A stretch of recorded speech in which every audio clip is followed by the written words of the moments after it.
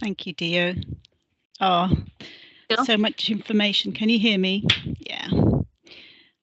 Thank you very much. That was amazing to both. Okay, so I can have next slide, please. I'm sad that I need to talk to you after such incredibly full presentations because I feel like your brains must be absolutely squished. But let's do what we can. Maybe take a breath, look out the window. Okay, so this picture here, I thought that would be quite nice for you to have a moment to focus on. This is what it feels like in someone's head, perhaps when they've got a delirium, somewhat disorganized. Okay, next slide, please.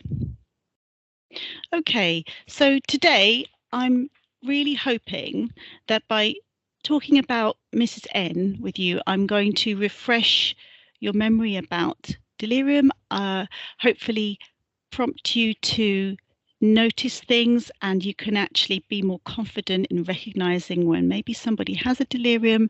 I'd like you to talk about delirium, think about delirium, and just tell the world because it's highly preventable. Okay, next slide, please. Right, so Mrs. N, when I went in to see her for the first time, she was fast-tracked home, so I believe they thought she was going to die within 2 weeks or so, and this was 3 months later. She was still going strong, sleeping all day in the chair, frightened to get into the bed. She had deteriorating pressure areas. She had infected lesions all over her body. For the last 3 weeks, she'd had frequency and urgency of urine, sleeping during the day, awake all night. So her family were on their knees trying to care for her because obviously they both had jobs as well. She had a lot of pain in her hips and knees, and she really wasn't very interested in doing anything other than drowsing throughout the 24 hours. Next slide, please. I wonder if any of you recognise any of your patients in Mrs. N. Anyway, for our next slide, I thought it would be quite nice to just see the official definition of delirium, things to focus on: disturbance of attention and orientation. So who are you? Who am I? Where am I? And it develops within a short period of time. Those are the key words, and it fluctuates. It can also change your behavior and it can change your emotion. Next slide, please. And really lovely to see here, it's a disturbance of the sleep-wake cycle. So reduced arousal, so someone who might be sleeping all day, not sleeping at all, or sleeping in the day and awake at night. You can see at the bottom the 3 types of delirium.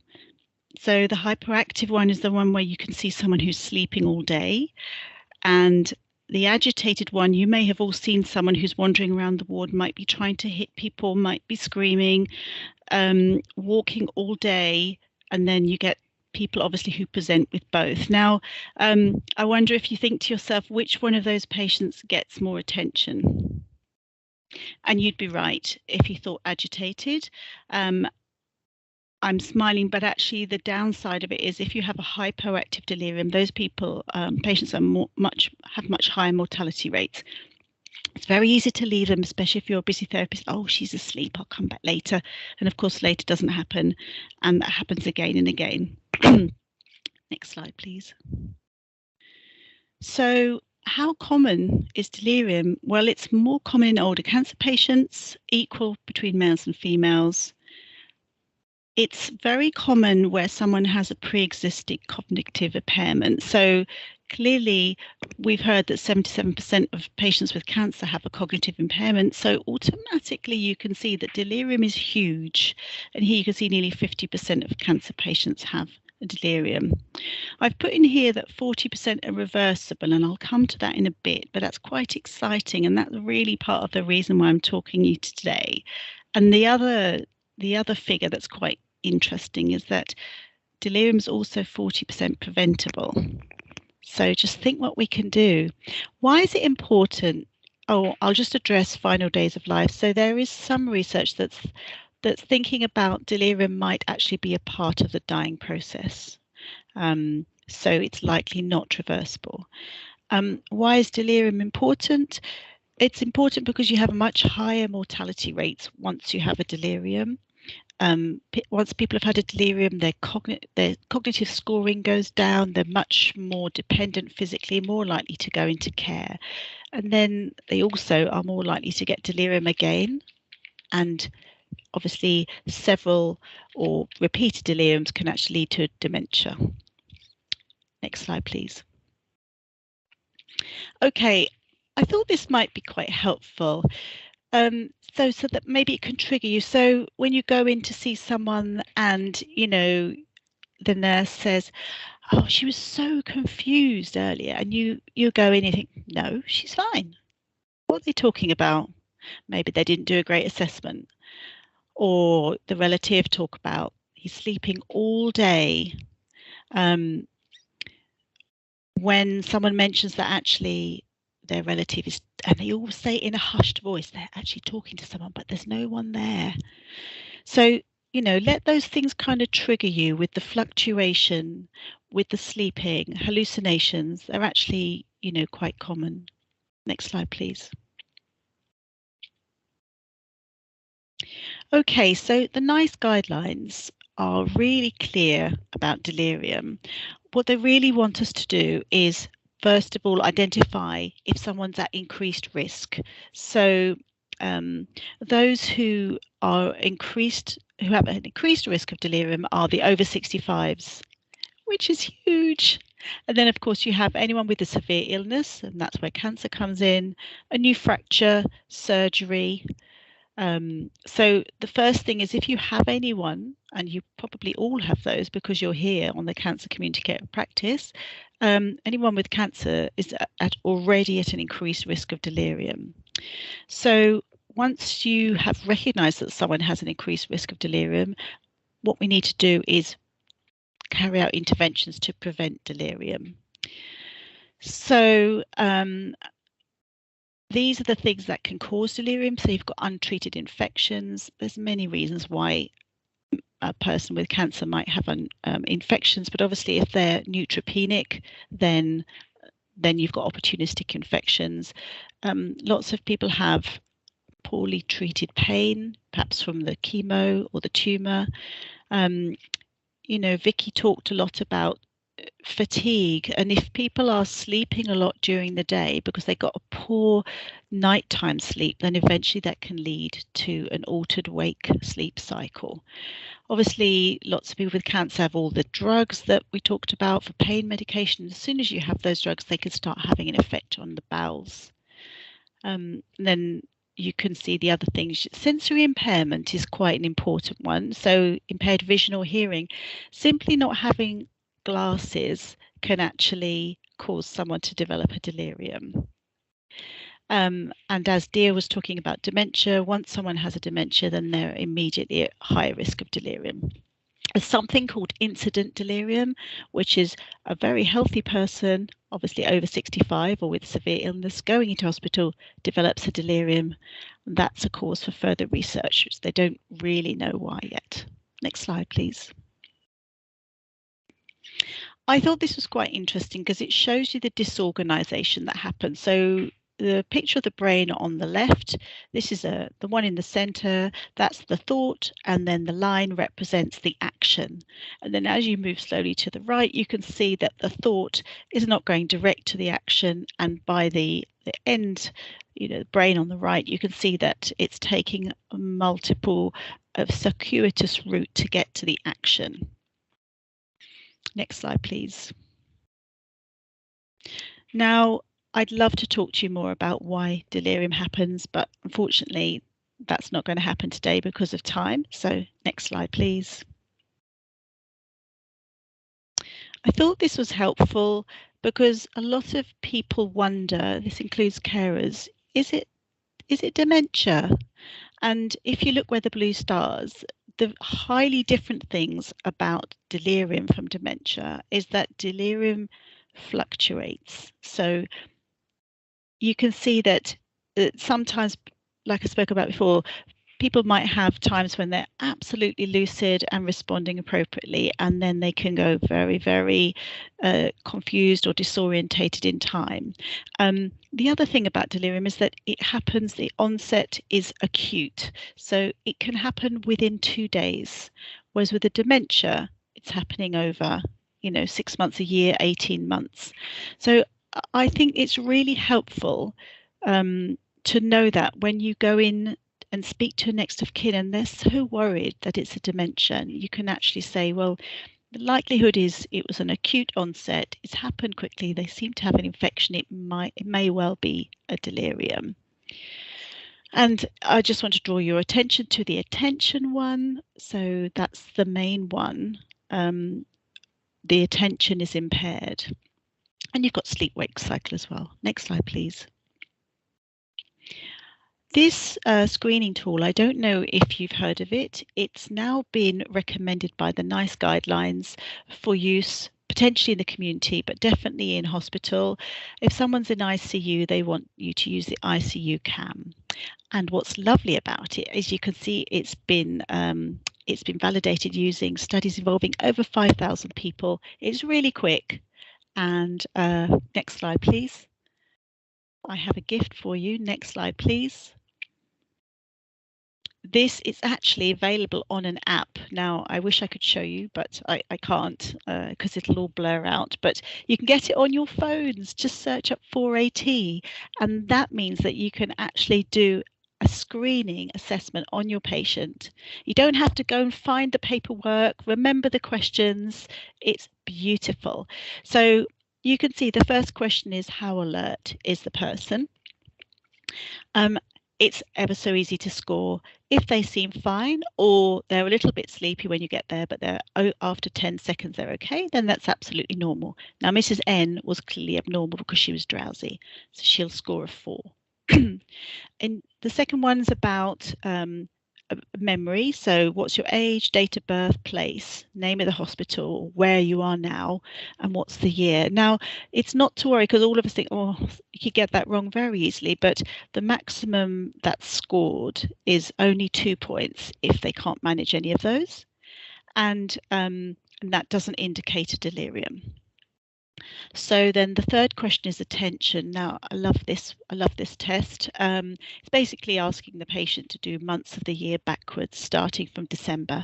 Now, I hear you say that's really hard, and it is, but actually, if I asked you to do it now, you can do it. It just takes time, and that's exactly what this question is doing. It's asking you to run through it, to maintain the task. So you have to have the attention to hold the task in your mind. Then you have to review what you're supposed to do. Then you have to manipulate the data, and then you have to give the answer. So it's actually quite a complex task. And sometimes you get people say December, January. No, the month before December. December, November, December, and then you stop. It's really clear it isn't worth continuing. If you've had 2 false starts, they are not going to manage it. Okay, so Mrs. N, she managed 3 months, so she scored a +1. And then if someone is quite drowsy, or they've got hallucinations, or they're sleeping a lot, then it's an automatic +4. And this lovely little app, you just press calculate and it gives you the results. So Mrs. N has got a possible delirium, and she may have an underlying cognitive impairment. And I didn't mention that she actually did have an underlying delirium. But before she was discharged, she was walking around, getting on and off the bed, watching TV, enjoying her days. So it was a huge change in her. Next slide, please. Right, now this is a long word, non-pharmacological interventions, and I hope if you look at it, it's actually really simple. It just means no drugs please. Okay, so once you've identified someone with a higher risk of delirium, then there's some simple things you can do to make sure they don't develop, or to reduce the risk of them developing it. So 40% you can affect this. So someone who has a high risk, you need to make sure their bowels are open every day, and that their bladder, that they're not dehydrated. Try and make sure they have a daily routine where they're sleeping during the day. No, wrong one. Sleeping at night and awake during the day. Make sure they've always got their glasses and hearing aids. Give them something to do. So Mrs. N was stuck in her room with just the wall, and tell me, if I was stuck in my room with just the wall, I would be asleep all day. So you need to be engaged. Opioids can also have an impact on the onset of delirium, so make sure that they can be eliminated. Regular reorientation. So you know how we go in and we're saying, what's the date? What year is it? Don't do that. You say to them, it's September the 13th. My name is Tanya. I'm just checking how you are today, and your daughter's coming later. So reorientate, remind them who you are, and that can really help with the prevention. And make sure they can sleep at night time as well. Next slide, please. So, and the next slide, please. So Mrs. N, now I'd like you to think, these are the things. So she had a new functional deterioration. So that should be a tick. So she had a change in her function. She had pain from her pressure areas. She had pain from the lesions on her arms and legs. She had hip and knee pain. She was only on paracetamol once a day. So she had a lot of pain.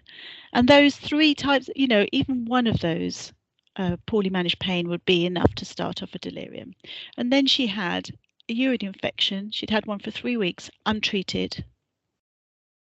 And there's a study that shows that every day of untreated infection increases the mortality rate by 4%.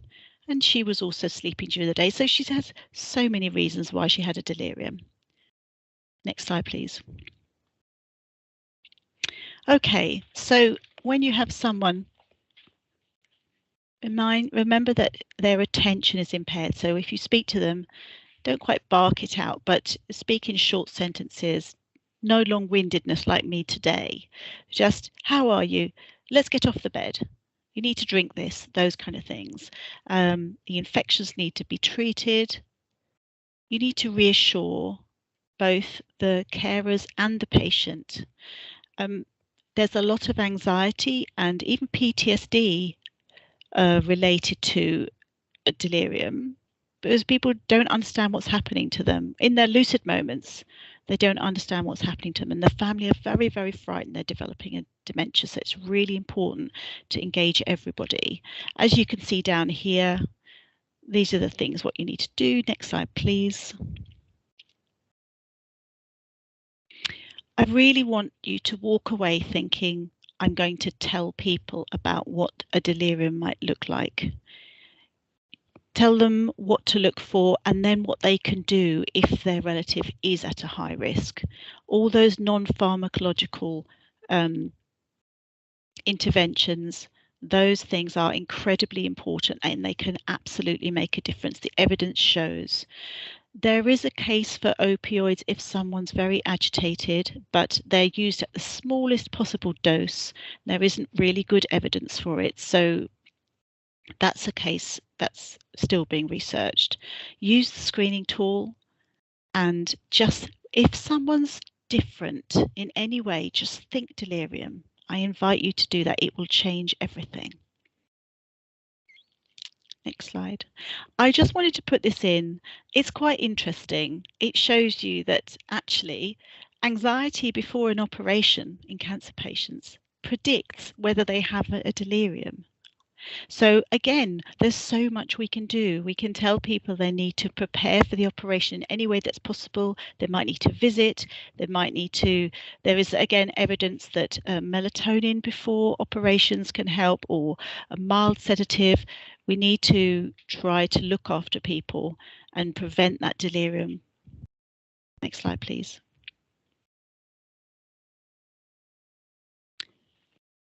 And there's some references. Next slide, please.